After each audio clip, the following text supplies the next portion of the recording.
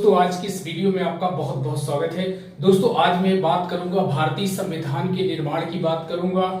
वो कौन कौन से स्रोत थे जिनसे भारतीय संविधान का निर्माण किया गया। तो पहली बात आती है दोस्तों कि संविधान क्या है। पहला होता है संविधान क्या है। तो किसी भी देश की शासन व्यवस्था को चलाने के लिए नियमों कानूनों की आवश्यकता होती है। नियम कानून का संकलन ही संविधान की श्रेणी में आता है। साधारण शब्दों में हम कहें तो किसी देश की राजनीतिक प्रक्रिया के मूलभूत ढांचे का जो निर्धारण होता है, जिसके द्वारा जनता शासित होती है, यानी जनता पर शासन करने के लिए जो आप देखोगे मूलभूत ढांचा होता है, और इस मूलभूत ढांचे में नियमों कानूनों का संकलन होता है, उसे हम कहेंगे संविधान। संविधान क्या करता है? ये सरकार के तीनों अंगों जिसमें व्यवस्थापिका, कार्यपालिका, न्यायपालिका की स्थापना के बारे में बताता है, उनकी शक्तियों की व्याख्या करता है और कर्तव्यों की सीमा को तय करता है। आपसी संबंधों यानी व्यवस्थापिका, कार्यपालिका, न्यायपालिका, इनके बीच के आपसी संबंधों तथा जनता के साथ संबंधों का विनियमन करता है, यानी आपस में इंटरेक्शन देखने को मिलता है। जो सरकार के अंग होते हैं, तीन अंग होते हैं, इन तीनों के अंगों के बीच समन्वय स्थापित करता है। जनता का इन अंगों के जो व्यवस्थापिका, कार्यपालिका के प्रतिनिधि हैं, इनके बीच समन्वय स्थापित करने का काम संविधान करता है। इसके बाद अगर बात करें, संविधान जनता की विशिष्ट सामाजिक, राजनीतिक, आर्थिक प्रगति, आस्था और आकांक्षाओं को पूरा करता है। संविधान ये भी काम करता है, क्या करता है? जो संविधान सामाजिक, राजनीतिक, आर्थिक प्रगति, आस्था और आकांक्षाओं को पूरा करता है। अच्छा, अब क्वेश्चन उठता है कि संविधान ये है तो संविधान की आवश्यकता क्यों है?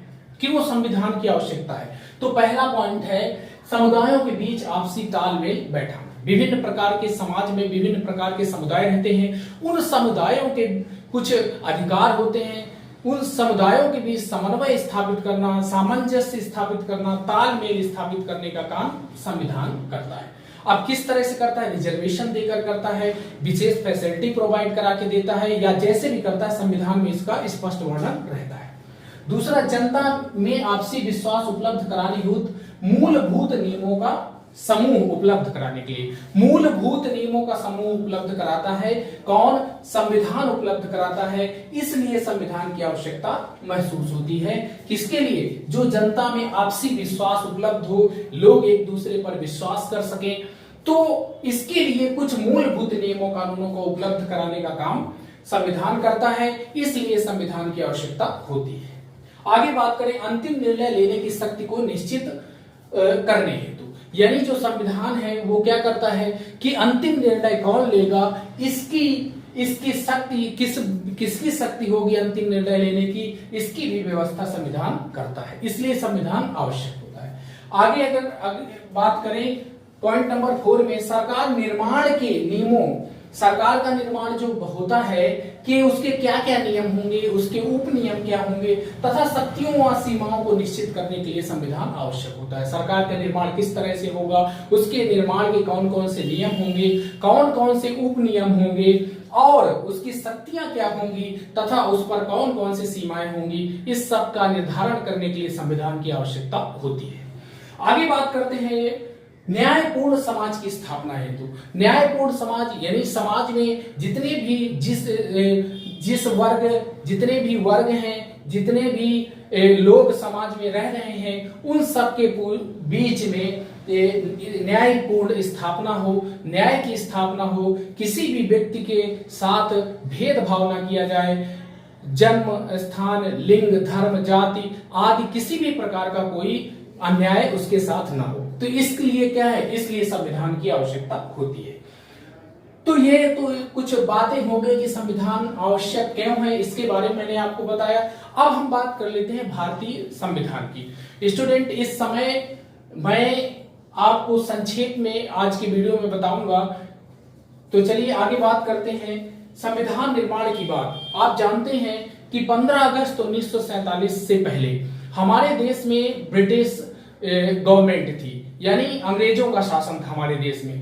बहुत ज्यादा संघर्ष करने के बाद हमें 15 अगस्त 1947 को स्वतंत्रता प्राप्त हुई। इसके पहले से ही संविधान निर्माण की प्रक्रिया जो अपने देश में शुरू हो चुकी थी, क्योंकि अंग्रेजों ने कहा कि जब हम देश को आजाद करेंगे तो इस देश को चलाने के लिए कोई ना कोई संविधान आवश्यक है। नियमों कानूनों को कौन बनाएगा? तो भारतीयों ने पहले से ही संविधान निर्माण की बात की और संविधान सभा का निर्माण किया गया। तो अब आप देखोगे इसमें एक आता है क्रिप्स मिशन, क्रिप्स कमीशन आता है। क्रिप्स कमीशन आता है जो कि 1942 में आता है, लेकिन इसमें कुछ ऐसी जो इसने ऐसे संविधान सभा के निर्माण का सुझाव दिया जिससे भारतीय लोग सहमत नहीं हुए और बाद में इसको वापस कर दिया। कैबिनेट मिशन योजना के तहत, कैबिनेट मिशन योजना जो कि 1946 में भारत में आई और इसी योजना के तहत भारत में संविधान निर्माण की प्रक्रिया शुरू हुई और यहां पर संविधान सभा का निर्माण किया गया। संविधान बनाने के लिए किसका निर्माण किया गया? संविधान सभा का निर्माण किया गया। क्योंकि अगर क्वेश्चन आपके सामने आता है, पूछा जाता है कि संविधान किसने बनाया, तो संविधान किसी व्यक्ति ने नहीं बनाया, बल्कि संविधान को बनाया संविधान सभा ने। तो चलिए संविधान सभा की बात करें। सदस्य संख्या इसकी 389 थी।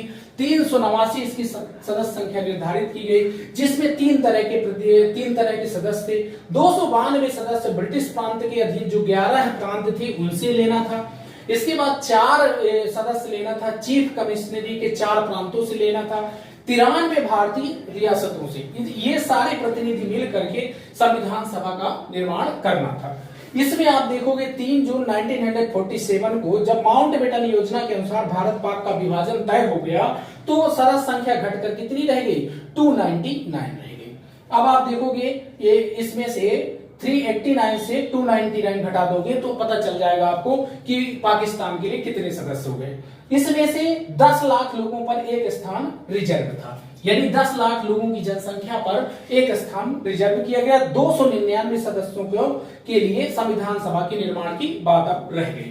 अब संविधान सभा का उद्घाटन की बात करें अगर, तो संविधान सभा का उद्घाटन सोमवार का दिन था। 9 दिसंबर 1946 को पहली बार संविधान सभा की पहली बैठक शुरू हुई। अस्थायी अध्यक्ष बनाया गया डॉक्टर सच्चिदानंद सिन्हा, जो कि वयोवृद्ध नेता थे। डॉक्टर सच्चिदानंद सिन्हा को अस्थायी अध्यक्ष बनाया गया। अब 2 तरह का क्वेश्चन आता है, एक संविधान सभा के अध्यक्ष कौन थे? तो परमानेंट अध्यक्ष थे डॉक्टर राजेंद्र प्रसाद और अस्थायी अध्यक्ष थे डॉक्टर सच्चिदानंद। तो आपको कंफ्यूज बिल्कुल नहीं होना।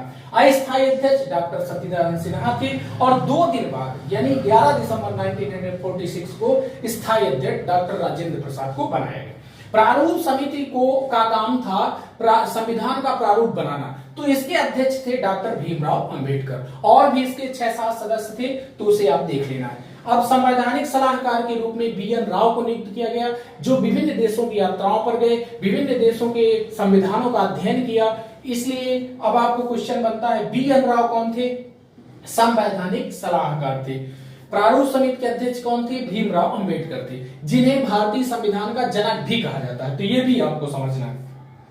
अब उद्देश्य प्रस्ताव को 13 दिसंबर 1946 को पंडित जवाहरलाल नेहरू ने उद्देश्य प्रस्ताव को संविधान सभा में प्रस्तुत किया, जिसे 22 जनवरी 1947 को स्वीकृत मिल गई।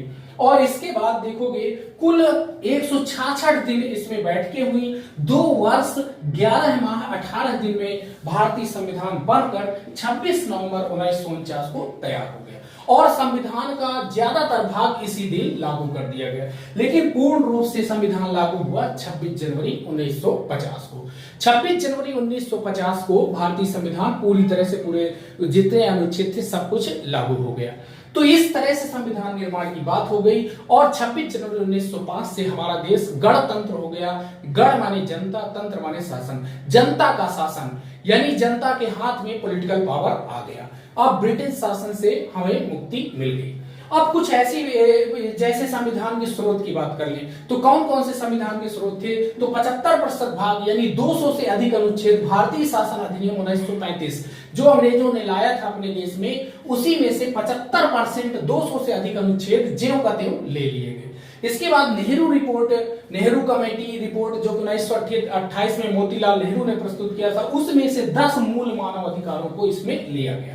इसके बाद ब्रिटिश संविधान से भी लिया गया।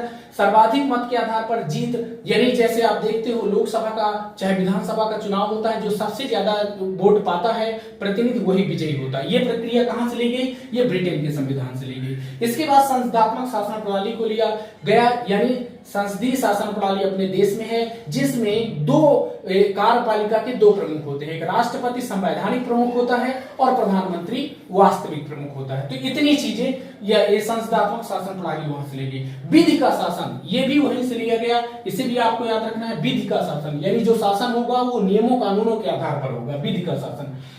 विधायिका के अध्यक्ष का पद व कानून निर्माण की विधि, यानी विधायिका का जो अध्यक्ष जैसे स्पीकर, डिप्टी स्पीकर आप देखते हो, तो ये भी कहां से लिया गया? ये ब्रिटेन के संविधान से लिया गया।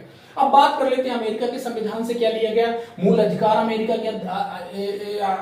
के संविधान से लिए गए। प्रस्तावना, भारतीय संविधान की जो प्रस्तावना है, हम भारत के लोग, भारत के संपूर्ण पौध संपन्न, ये प्रस्तावना भी वहां से ली गई। न्यायिक पुनरावलोकन की रिव्यू, जो जुडिशियल रिव्यू है, यानी न्यायिक पुनरावलोकन की शक्ति भी अमेरिका के संविधान से ली गई है। इसके बाद न्यायपालिका की स्वतंत्रता, ये भी अमेरिका के संविधान से ली गई। उपराष्ट्रपति का पद भी अमेरिका के संविधान से लिया गया। आयरलैंड के संविधान से नीति निर्देशक तत्व लिए गए जो राज्य को कल्याणकारी राज्य बनाने में मदद करते हैं। इसके बाद राज्यसभा में मनोनयन, जो राज्यसभा में 12 प्रतिनिधि होते हैं जिनका राष्ट्रपति मनोनयन करता है, उसके मनोनयन आयरलैंड के संविधान से लिया गया। इसके बाद फ्रांस से स्वतंत्रता, समानता और बंधुत्व का सिद्धांत लिया गया, तो इसे भी आपको देख लेना है। कनाडा के संविधान से स्टूडेंट अर्ध संघात्मक सरकार ली गई, यानी जो हमारी जो संघात्मक सरकार है वो अर्ध संघात्मक, यानी केंद्र इसमें मजबूत है, राज्यों को कम अधिकार प्राप्त है। इसके बाद अवशिष्ट शक्तियां भी कनाडा के संविधान से ली गई। स्टूडेंट, अगर वीडियो पसंद आया चैनल को सब्सक्राइब करिए और वीडियो को लाइक कर दिए। मिलते हैं अगले वीडियो, तब तक के लिए नमस्कार।